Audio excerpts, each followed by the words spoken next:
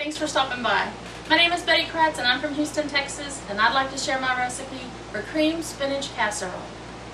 I'm going to start with the spinach. I have a 20-ounce bag of frozen spinach. It's chopped frozen, and you see me removing a can because I have a small bowl inside of another bowl that has holes in the bottom where I've drained my spinach. There are a few things that I use to make my cream spinach happen. I have butter, chopped onion, sliced mushrooms, bacon, of course Philadelphia cream cheese, and some milk. What you see over here are breadcrumbs that will go for the casserole, and I'll share more about that with you later.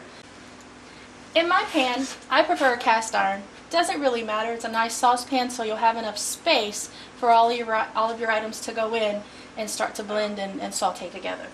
I have 3 tablespoons of butter, and I have this on a medium heat.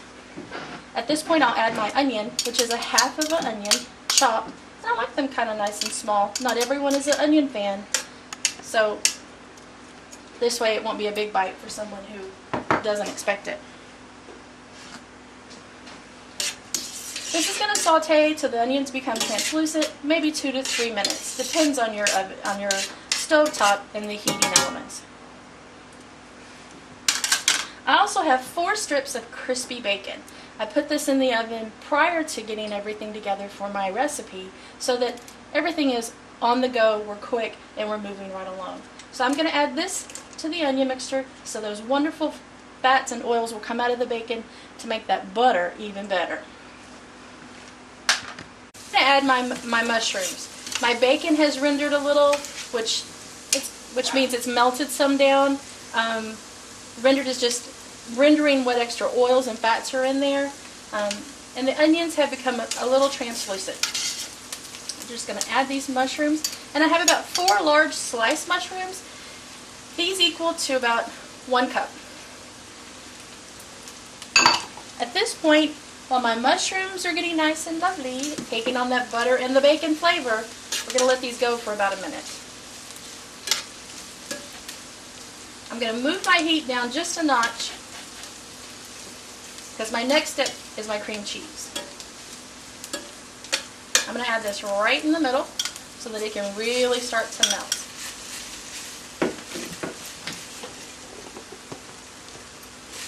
And of course, we always use Philadelphia cream cheese. I encourage you to always read a recipe all the way through.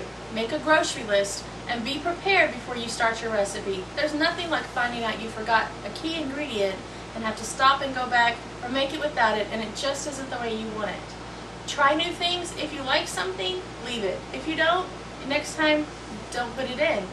Make it work for you and your family. Okay, we're back over here with our Philly, our mushroom, our bacon, and it's looking a little like a paste. At this point, I'm just going to take, this is 1/4 of a teaspoon of pepper. It's probably not even a full portion. And then I have some nice kosher salt flakes. And those are going to go in. We're going to give this a nice quick stir so that all of that pepper and salt get around there evenly. And now I have 3/4 of a cup of milk.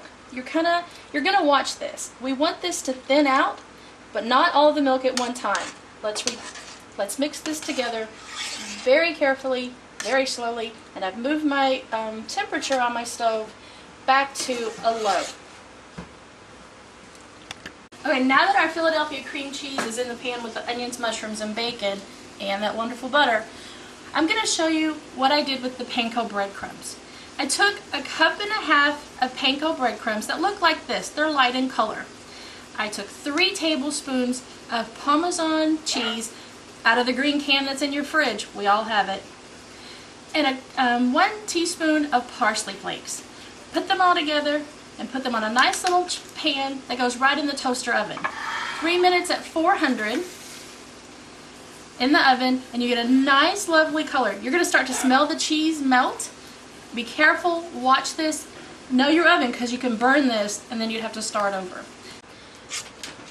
Our sauce is really nice. It looks a little heavy, so I've completely put in the 3/4 cup of milk into this and let it just really smooth out.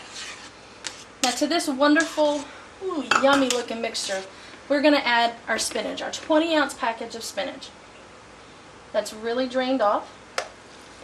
I'm just going to add it straight in here, just like this. Make sure it gets evenly coated, and oh, it's just going to mix really nice. All of our spinach has been evenly distributed. All of our cream cheese is melted down really nice and smooth, and everything is coated.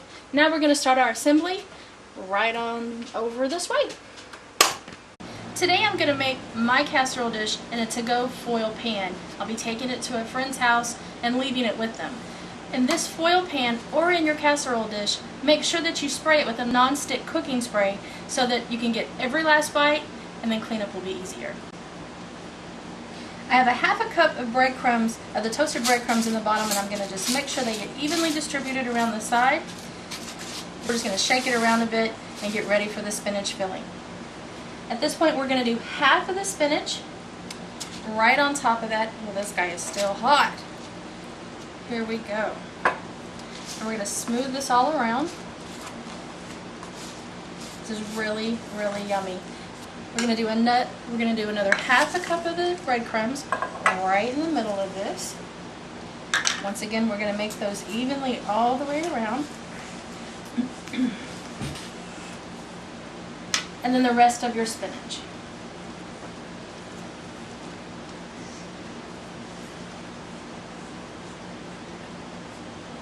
Even that out, and then the rest of your breadcrumbs. Nice assembly. It's headed to the oven for 20 minutes in a 375-degree oven. Now that our cream spinach casserole is complete, let's give this a taste. Just like I thought, that Philly cream cheese comes right through, making everything wonderful.